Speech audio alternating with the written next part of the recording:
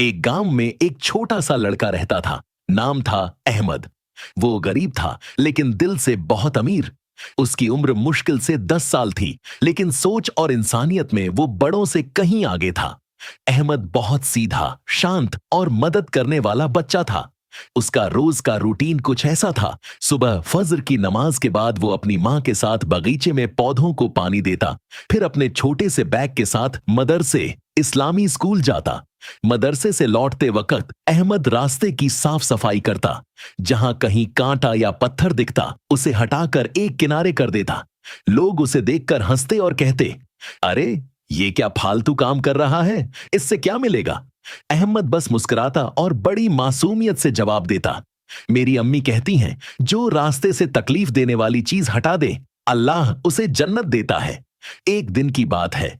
गर्मी बहुत ज्यादा थी, धूप तेज थी और अहमद मदरसे से लौट रहा था। चलते चलते उसने देखा कि रास्ते के बीचों बीच एक बड़ा सा नुकीला पत्थर पड़ा हुआ है। अहमद रुक गया। उसने झुककर वो पत्थर उठाया और एक किनारे रख दिया, जैसे वो हर दिन करता था। लेकिन उस दिन कुछ अलग होने वाला था। शाम को वो घर पहुंचा और थक कर सो गया। रात को उसे एक अजीब सपना आया। उसने देखा कि वो एक बहुत ही खूबसूरत बाग में है। चारों ओर हरियाली, फूलों की खुशबू, मीठे पानी के झरने और रोशनी से भरा हुआ आसमान।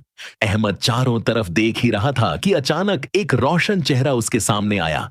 सफेद कपड़े, चमकता चेहरा और आवाज आई, अहमद, अल्लाह ने तेरे छोटे से नेक काम को इतना पसंद किया कि आज तुझे जन्नत की खुशबू दिखा दी गई। जिस पत्थर को तूने हटाया उसी से एक बुजुर्ग गिरने से बच गए। तेरी नीयत की सच्चाई ने आसमान तक को हिला दिया। अहमद की आंख खुल गई। वो थोड़ा घबरा गया, लेकिन उसके चेहरे पर एक अलग सी रोशनी थी। उसका दिल भर आया, लेकिन साथ ही उसको एक अजीब सा सुकून भी मिला।